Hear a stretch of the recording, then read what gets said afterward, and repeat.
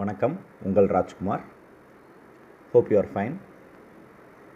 Round 3 candidates வந்து 97,000 பேர் இருக்காங்க. ஸோ அதனால் சாய்ஸ் லிஸ்ட் அதிகப்படுத்திக்கோங்க. இதை ஏன் நான் ஃபஸ்ட்டு சொல்கிறேன் அப்படின்னால், இந்த ரவுண்ட் 2ல் நடந்த விஷயம் என்னென்னா, நிறையா ஸ்டூடெண்ட்ஸ் சாய்ஸ் ஃபில்லிங் வந்து கம்மியாக பண்ணியிருக்காங்க. அதனால் அவங்களுக்கு அலாட் ஆகாமல் போயிடுச்சு. ஸோ இப்போ வந்து அவங்க அப்வர்ட் கொடுத்துருக்காங்க. அவங்களுக்கு அப்வர்டில் கிடைக்கலன்னா they will be coming to the round 3 தான். ரவுண்ட் 3க்கு தான் அவங்க வருவாங்க. ஸோ அதனால் ப்ளீஸ் பி காஷியஸ். எச்சரிக்கையாக ஒரு 100 சாய்ஸ் ஃபில் பண்ணுங்கள். அதை மட்டும் விட்டுறாதீங்க. இன்றைக்கி நம்ம பார்க்க போகிறது Kongu Nadu college of engineering and technology 3826. Kongu college வேறு, Kongu Nadu college of engineering and technology வேறு. இது எங்கே லொக்கேட் ஆகிருக்குன்னா, நாமக்கல் திருச்சி ஹைவேஸில் தொட்டியம்னு சொல்லிட்டு ஒரு இடத்துல லொக்கேட் ஆகிருக்கு. ரெண்டுமே மிட்வே டிஸ்டன்ஸ் தான். திருச்சி டு நாமக்கல் பைபாஸில் இருக்குது. ஸோ இது வந்து ஒரு நல்ல இன்ஃப்ராஸ்ட்ரக்சர் உள்ள காலேஜ். 3rd ரவுண்டில் வந்து இந்த காலேஜ் கண்டிப்பாக இருக்க போகிறது கிடையாது. பட் என்னென்ன கோர்ஸ்கள் இருக்குங்கிறத மட்டும் பார்த்துக்கலாம். ஏஐடிஎஸ் கம்ப்ளீட் வாஷ் அவுட் தான். Maybe for SC ST candidates it is available. பார்த்துக்கலாம். அதே மாதிரி அக்ரிகல்ச்சர் இன்ஜினியரிங் ஏஜின்னு சொல்லுவாங்க. If you are liking agriculture engineering நீங்கள் எடுத்துக்கலாம்.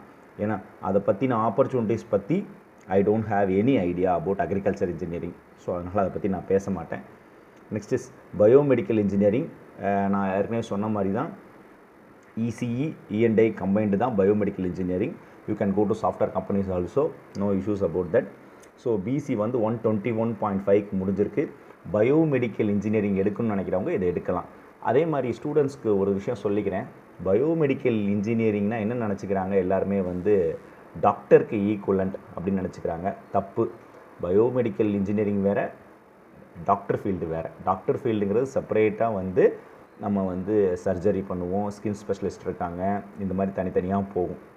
பயோமெடிக்கல் அதுக்கு அல்டர்னேட்டிவ் கிடையாது. பயோமெடிக்கல்ங்கிறது இசிஇ, ட்ரிபிள்இ, இஎன்ஐ இதெல்லாம் காம்பினேஷன் இருக்கிறது தான் பயோமெடிக்கல் இன்ஜினியரிங். ஸோ அதை நீங்கள் நல்லா இது பண்ணிக்கோங்க.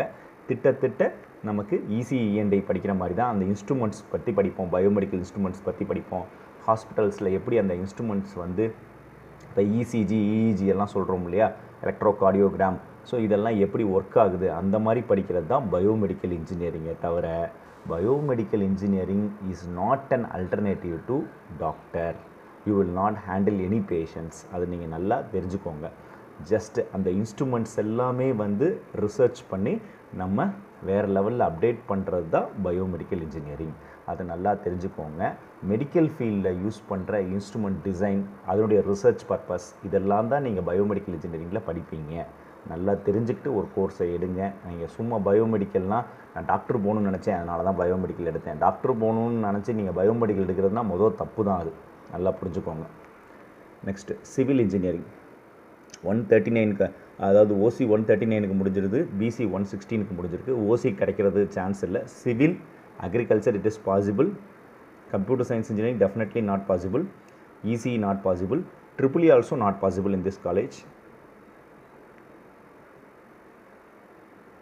Mechanical and civil agriculture engineering are all possible for all the candidates. SC/ST candidatesக்கு வந்து நீங்கள் சிஎஸ்சி ஏஐடிஎஸ் எல்லாமே கிடைக்கிறதுக்கு வாய்ப்புகள் இருக்குது. எம்பிசி கேண்டிடேட்ஸ்க்கு வந்து you will get civil, again civil கிடைக்கும், மெக்கானிக்கல் கிடைக்கும். So this is the case. நீங்கள் நல்லா பார்த்துக்கலாம். ட்ரிபிள்இ கிடைக்கிறது எம்பிசி கேண்டிடேட்ஸுக்கு கஷ்டம். So Kongu Nadu college of engineering டெக்னாலஜியில் civil, mechanical is available and agriculture is available for all and biomedical also is available. Okay, biomedical OC கிடைக்காது. BC next எம்பிசிக்கு கிடைக்கிறதுக்கான வாய்ப்புகள் இருக்குது. அதை வந்து பிளான் பண்ணிக்கோங்க. பார்த்துட்டு அந்த காலேஜை பார்த்துட்டு நீங்கள் எடுங்க. காலேஜோட இன்ஃப்ரா நல்லாயிருக்கும். சரியா, நல்லா ஒரு பெரிய கேம்பஸ் தான் பைபாஸில். நீங்கள் அதை யூட்டிலைஸ் பண்ணிக்கலாம். மேபி திருச்சி ஸ்டூடெண்ட்ஸுக்கு, ஆனால் கொஞ்சம் long. Namakkal students, Trichy students, வேறு டிஸ்ட்ரிக்ட்லேருந்து வர்றவங்களுக்கு ஒரு நல்ல ப்ரிஃபரன்ஸ் தான் Kongu Nadu college of engineering technology. அது 3rd ரவுண்டில் உங்களுக்கு மெக்கானிக்கல் அண்ட் சிவிலில் இன்ட்ரெஸ்ட்டாக இருக்கவங்க எடுத்துக்கோங்க.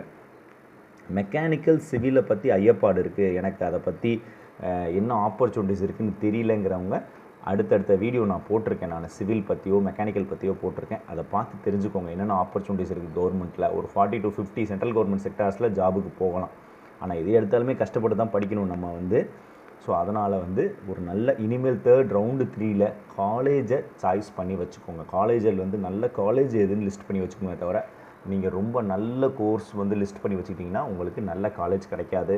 அங்கே நிறையா ஃபேக்கல்ட்டிஸ் இருக்க மாட்டாங்க, எக்ஸ்பர்ட்ஸ் இருக்க மாட்டாங்கங்கிறத நல்லா மனசில் வச்சுக்கோங்க. Thank you one and all.